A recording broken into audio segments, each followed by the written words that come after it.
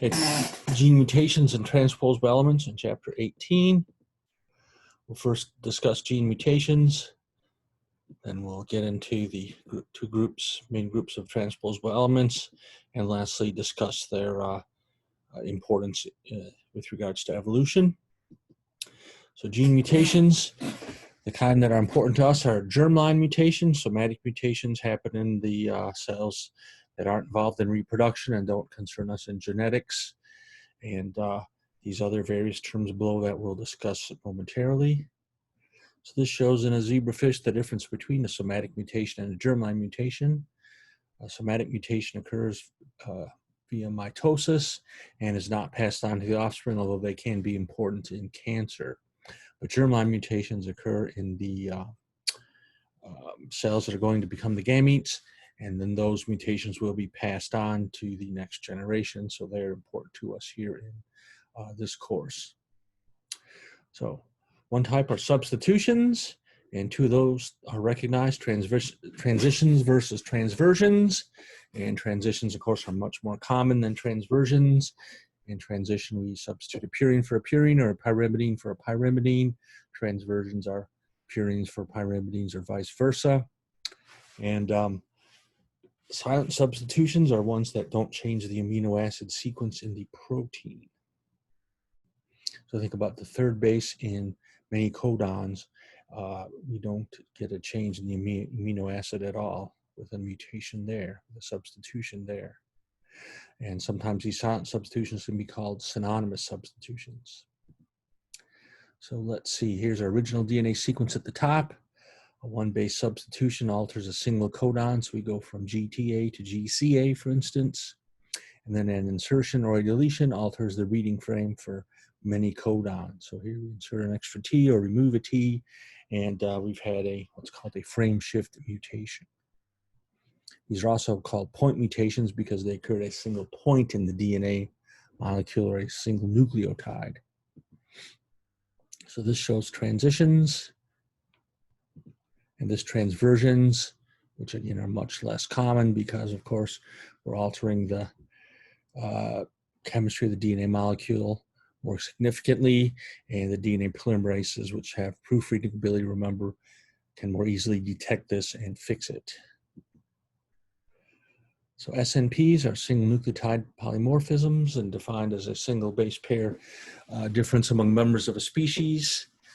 They are a result of point mutations, of course, but they can be valuable markers for studying diseases because they can be linked.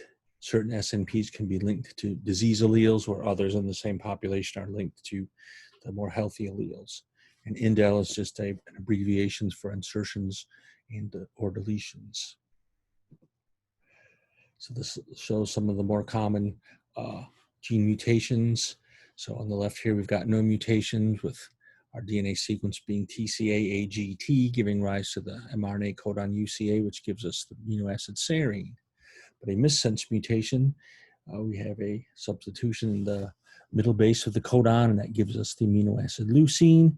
A nonsense mutation where that codon mutates to a premature stop codon, so no amino acid there, and that stops translation prematurely. And then a silent mutation, of course, is the same thing as a synonymous mutation, where we have a mutation, but it doesn't change the amino acid that the codon codes for. So in this case, TCG is mutated to, TCA is mutated to TCG, which gives us the codon UCG, and that gives us the amino acid serine, just like in the original one, even though the codon over there is UCA.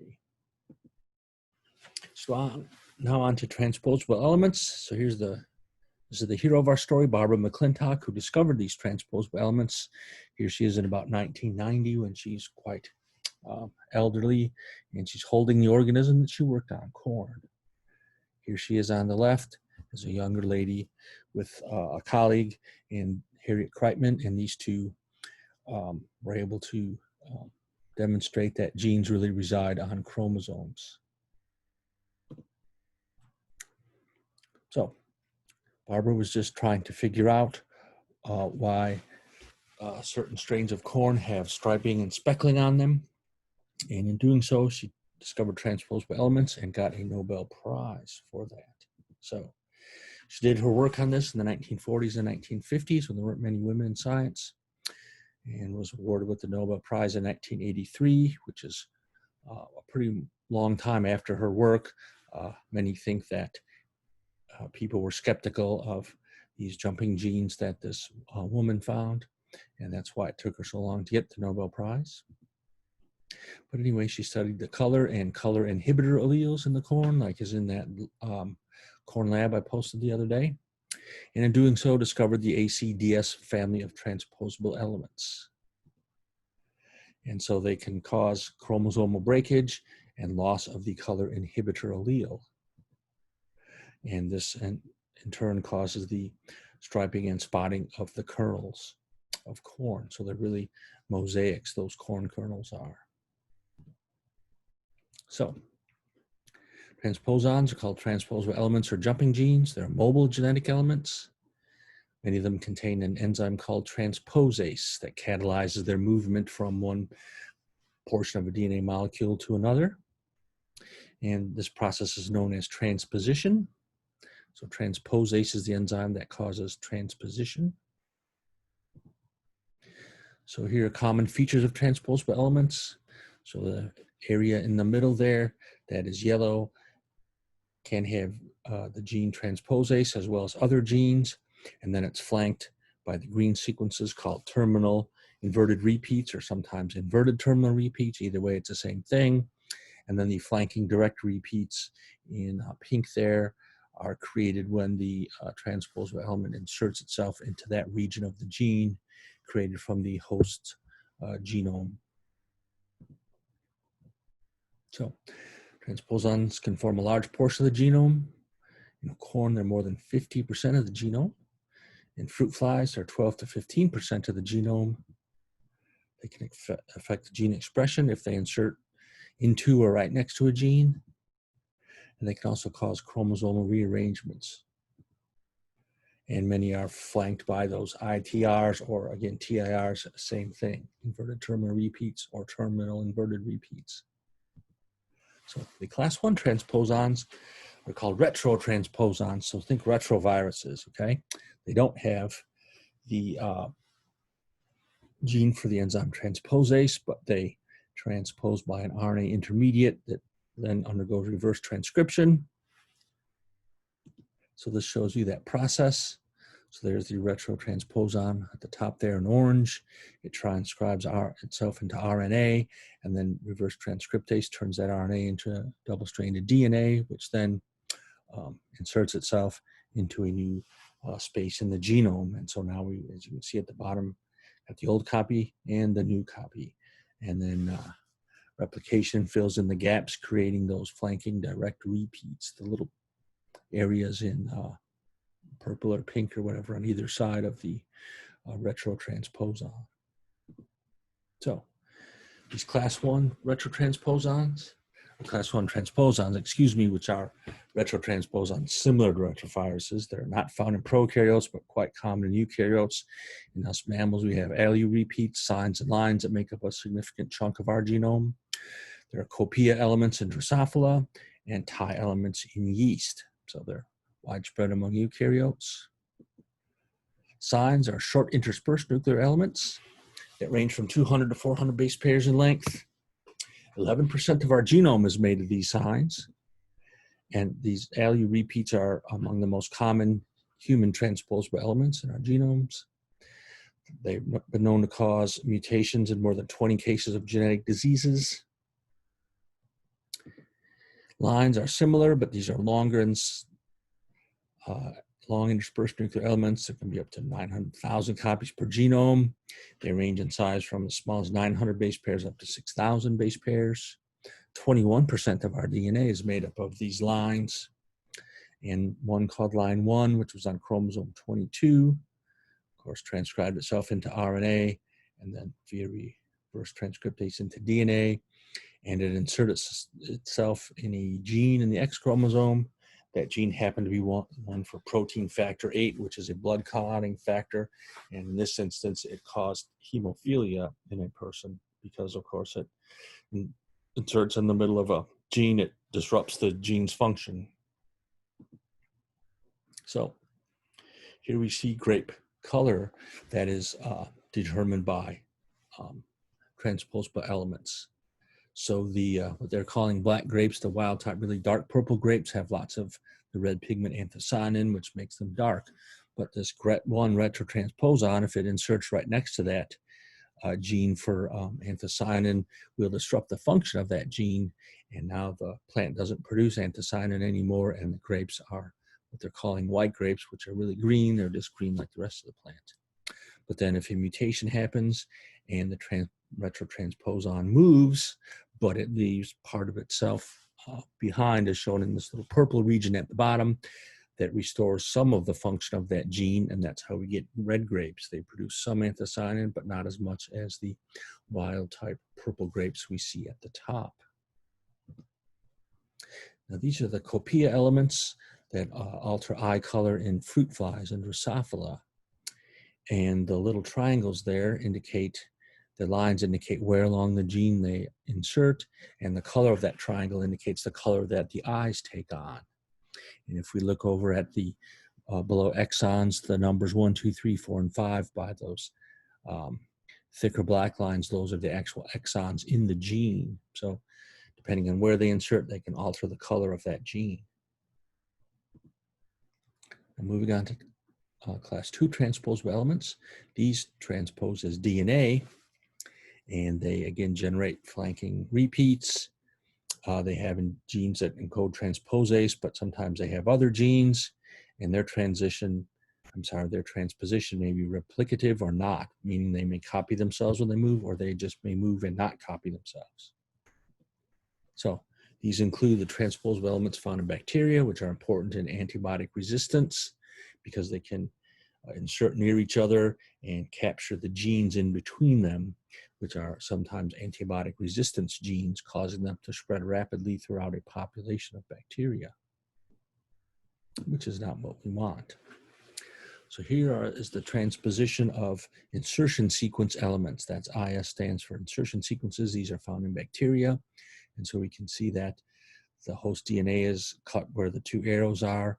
And the IS element there in orange inserts itself there, and DNA replication fills in the rest with those green nucleotides we can see there.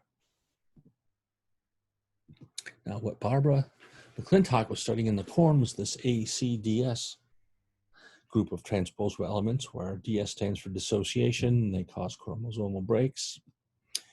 AC is the activator, so DS cannot act without AC. AC has to make it active, if you will. So here's a yellow corn kernel with the genotype little c, so homozygous recessive, but we can see, so the two genes, of course, are these bluish or pinkish regions with the C with them, and one copy has the ACDS transposable elements next to it, but there's been no transposition yet. So here's one that's big C, little c, it's purple. Big C makes the anthocyanin to make the kernel purple, and again, no transposition yet. But if there is transposition, the AC element produces transposase, which moves the DS element, and now the DS element has inserted itself in the middle of the anthocyanin gene there, causing the allele to be called, instead of big C, it's big C sub T. This disrupts its function, and we have a yellow kernel, even though the genotype is not the same as the yellow kernel of a couple slides ago.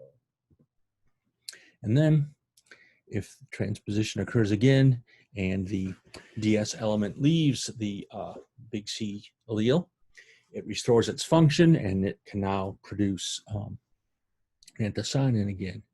And if this happens early in development, in other words, early transposition, we'll get a large patch of pigmented tissue in the corn kernel. But if it happens late in transposition, then we get a quite small patch of pigmented tissue in the corn kernel, as we can see there on the lower right. Will my cursor be viewed? So that's how she figured this out. And so when we look at these, If we look at a solid yellow kernel like this one, there's probably been transposition going on, and color gene has been rendered functionless. And this one right above it, you can see little dots here and there. That means there's been some transposition late in development. And then these others that have lots more pigment, there was transposition, and the transposable element left early in development. So P elements are found in fruit flies, Drosophila, and they're in P positive strains of the fly. They're absent in P negative strains. And so if we take a male that's P positive and mate him with a female who's P negative, we get offspring that show hybrid dysgenesis, meaning they have lots of mutations, lots of broken chromosomes, and they are sterile. So what's going on here? Well, in the cytoplasm of the egg is a repressor protein that prevents P elements from transposition. But in the P negative strain, they don't have this repressor protein in the cytoplasm, so the P elements can then undergo transposition, causing the mutations and sterility. And so being in the cytoplasm, then these repressor elements would be maternally inherited. So here we have a cross between a P negative male and a P positive female, and the little black dots in the egg there are the repressor proteins in the cytoplasm, and there is no transposition here, and the offspring are totally normal.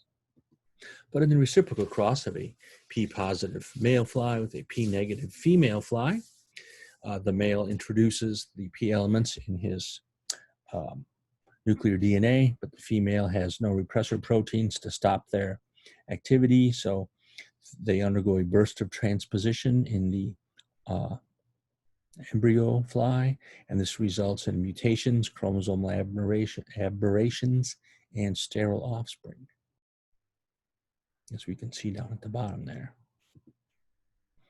Now, transposable elements in evolution. First, we'll talk about genome organization and transposable elements, and then how they cause various mutations. So with regards to the genome, in corn, they're mostly located between genes and not in genes. In fruit flies, they're mostly located in the heterochromatin next to the centromeres. That's what centric heterochromatin means. But they can be located in heterochromatin next to euchromatin on each chromosome arm as well. They can be found in the euchromatin also. Since they can move around, there's nothing holding them in any one spot, of course, like a normal gene. And some geneticists have argued that perhaps heterochromatin is a transposon graveyard. In other words, it just accumulates these transposons that mutate so much that they become non-functional and stuck where they are. So this shows you the Drosophila karyotype with the X or chromosome number 1 at the top, chromosomes 2, 3, and 4 under it. The black area is the heterochromatin that's near the centromeres, and that's where most of the transposable elements tend to accumulate in fruit flies. Remember, it makes up something like 12 to 15% of their genome. In regards to causing mutations, transposable elements can affect the chromosome structure. They can cause some chromosome rearrangements at high frequencies, and they tend to want to cross over with each other, which can cause chromosomal issues. So I'll show you in a minute. So with that, they cause insertions, deletions, inversions, and duplications. So here we have a chromosome up top with genes AB, transposable element, the orange thing there, and gene CDE, and then another transposable element, and genes F and G. And both these transposable elements are oriented in the same direction, as you can see with the two arrows pointing in the same direction, but they may want to cross over with each other, and in doing so, they can produce a deletion, a little dupe of DNA with gene C, D, and E on it, and one copy of the transposable element. And now we're left with a chromosome that's only got 4 genes on it when it had 7 to begin with. If the transposable elements are present and they are in opposite directions from one another, this will cause them to, again, when they want to undergo crossing over, it may produce an inversion. So here we have an inversion where gene C, D, and E became the order genes EDC. And then they may cause misalignment and unequal exchange between transposable elements located on sister chromatids. And so here we've got one chromatid ends up with inversion, a deletion, that's in 6, and in 7 there, that chromosome has undergone a duplication, and now it's got 3 copies of the transposable element and 2 copies of genes C, D, and E. So these transposable elements can really cause chromosomal breakage and lots of larger chromosomal rearrangements that we discussed back in chapter 8. And that's all I have concerning this topic.